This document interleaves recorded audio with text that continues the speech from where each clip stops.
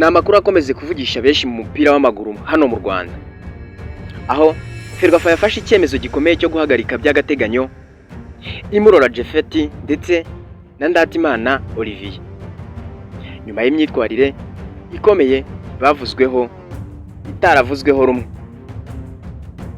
Ubundi Ndatimana Olivier ushinzwe ibikoresho muri Gorilla FC yagaragaye mu mukino anyanyagiza ibintu mu kibuga bikekwa ko ari amarozi, bityo rero byateje impaka zikomeye mu bakunzi b'umupira w'amaguru hano mu Rwanda. Ku rundi ruhande rero Imurora Japhet we arashinjwa kugira uruhare muri match fixing, aho amajwi yumvikanye asaba umunyezamu kwitsindisha, ibintu byahise bihuzwa n'itsinzi y'amagaju ya 2-0 ubwo bakinaga mu mukino na Musanze. Ese ibi byaba ari ibimenyetso by'ibibazo bikomeye biri mu mupira w'u Rwanda? None ni iki kiza gukurikiraho nyuma y'aba bombi? Ibyo nibyo tugiye kureba muri iki cyegeranyo. Bityo rero icyo gukora urakizi, wowe banza ukande like ubundi nze nkwinjize muri ibibazo by'aba bombi byumve neza. Ikindi kandi ugomba kumakinga sure yuko wamaze gukanda subscribe kuri uyu muyoboro w'ibyegeranyo bivuga ku makuru ya siporo ndetse n'ibyegeranyo. Ubundi mu gihe abafana b'umupira w'amaguru mu Rwanda bari bagihugiye mu byishimo bya shampiyona, irushanwa ry'igikombe cy'amahoro ndetse n'izindi inkuru ziri kuvugwa muri iyi minsi, haje indi nkuru idasanzwe yaje nk'inkuba mu kirere ihungabanya imitima y'abantu benshi.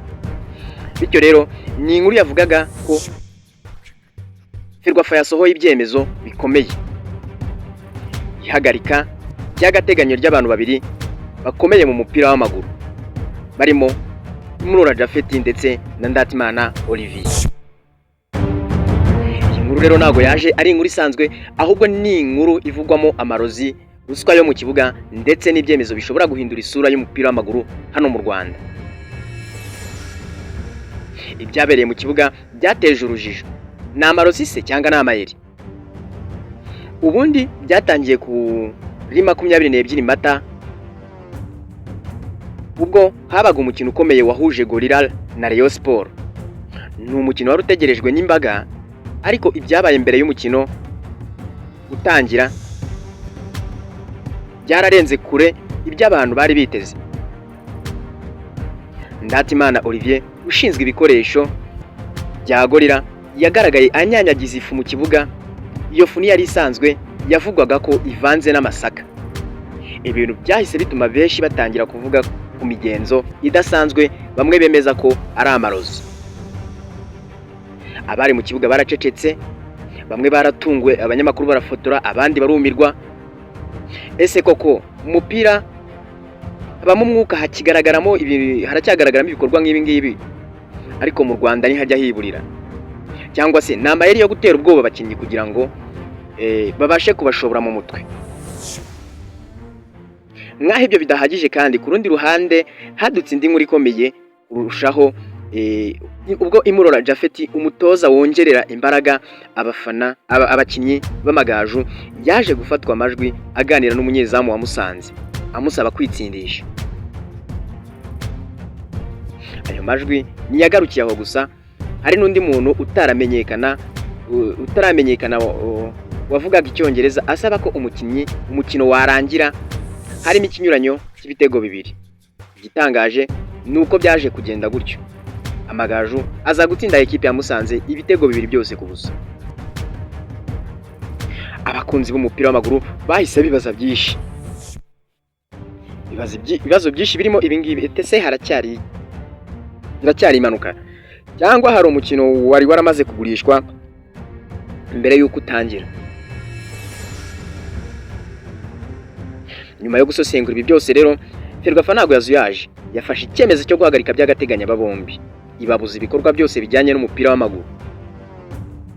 Ubu tuvugana nibemerewe kwegera ikibuga, nibemerewe kwinjira mu rwambariro cyangwa mu gace ka tekinike, haba mu myitozo cyangwa mu mikino, mu gihe hagitegerejwe icyemezo cya nyuma.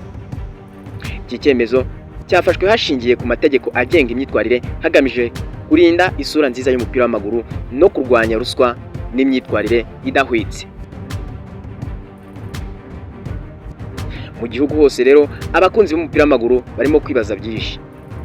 Ku mbuga nkoranyambaga impaka ni zose. Hari abavuga ko ibi byemezo ari ibimenyetso by'ikibazo gikomeye cyihishe mu mupira w'amaguru hano mu Rwanda.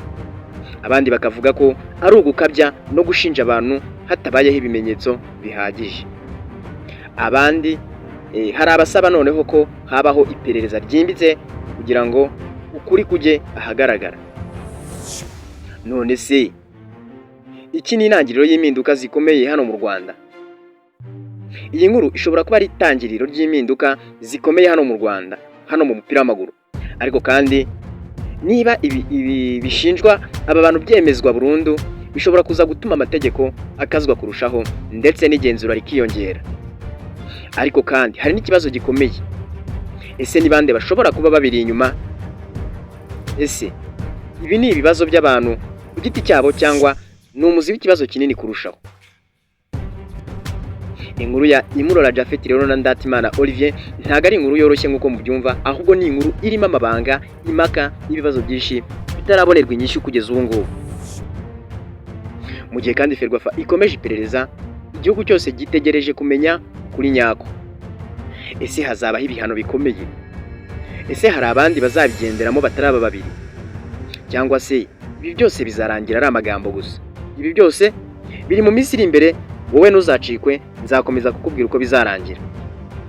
Ubwo kanda subscribe kugira ngo tuzamenye amaherezo y'ibi bintu. Ikindi kandi